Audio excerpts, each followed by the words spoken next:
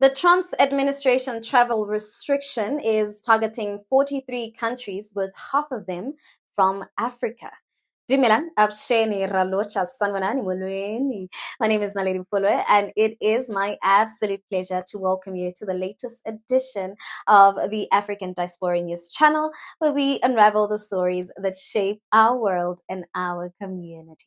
Now, before we actually get into the nitty-gritty of these proposed travel bans and restrictions, right, let's take a moment to acknowledge what this truly is about. Now, this isn't just a question of travel visas. This is about the ongoing narrative where Africa, and by extension, Black people, are continuously portrayed as threats and as problems or as undesirable, which is honestly nothing new. Africa has long been painted with a broad brush of instability and corruption and terrorism. And these travel restrictions seem to reinforce that image, if you ask me. Now, what strikes me the most is the number of countries, African countries, that are actually on the list.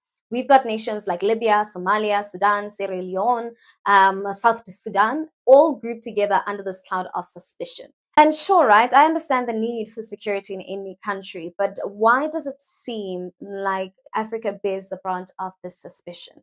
Why is it that the global narrative too often positions us as problems rather than partners? I think that's my broader question, because the United States, right, a country built on the history of immigration and diversity, seems to forget this fundamental fact when it comes to Africa. Instead of celebrating the rich diversity and the talent and the potential that African nations bring to the table, it's all about containment and restriction. And I mean, if we're being honest, how many times have we seen African nations labeled as unstable or unsafe based on actions of a few individuals? Let's take a look at this. If you're African, you may soon be banned from coming to the U.S. The Trump administration is considering travel restrictions on 22 African nations. The Trump administration is reportedly considering another travel ban, floating restrictions on 43 countries and an all-out ban on 11 more. This is how it breaks down. Somalia, Sudan, and Libya, total travel ban for everyone. Sierra Leone, South Sudan, and Eritrea, severe visa restrictions. And 17 other African countries will have 60 days to address concerns, or they could also face the same fate. Those countries are Angola, Benin, Burkina Faso, Cameroon, Cabo Verde, Chad, the Republic of Congo, Brazzaville, the Democratic Republic of Congo, Kinshasa, Equatorial Guinea, Gambia, Liberia, Malawi, Mali, Mauritania, Sao Tome and Principe, and Zimbabwe. This is still a draft list, so it could change. I think what also stands out to me as a South African is that neither South Africa nor Nigeria is included on any of these lists. Now, I won't lie, I do feel a bit of a relief that we're not on the chopping block this time around, but at the same time, it raises a lot of questions, because why are we, the economic powerhouses of the continent, left off these lists while other nations, some of whom are actually struggling with internal issues, are grouped with North Korea and Iran? Is it because we're seen as less of a threat in the eyes of the West, or is it because we have the leverage in the international system? But I believe it's important to point out the obvious, because this isn't just a matter of South Africa being excluded or not.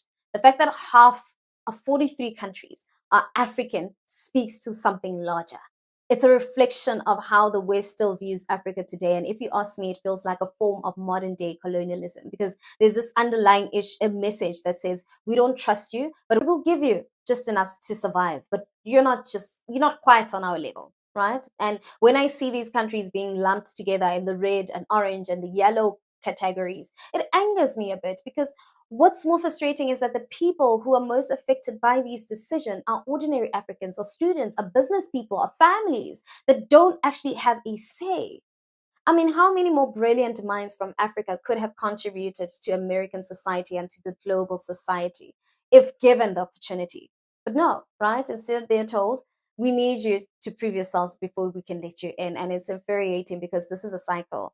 The West continues to benefit from the resources, the talent, and the hard work of Africa. And yet, when it comes to issues of access, of travel, of opportunity, we're treated as second-class citizens. But you know what? This has to be a wake-up call.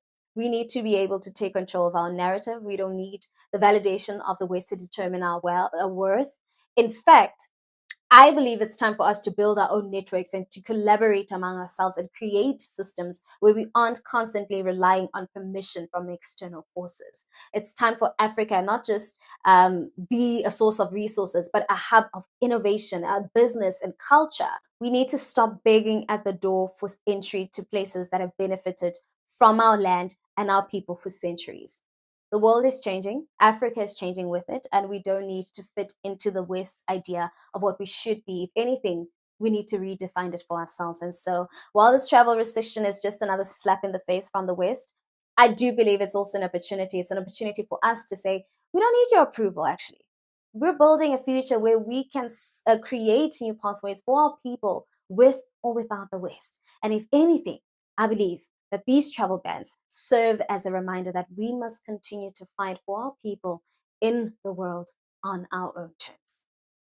What are your thoughts on this? Please, let's continue the conversation in the comment section. And while you're at it, don't forget to give this video a thumbs up. That's it from me till we meet again.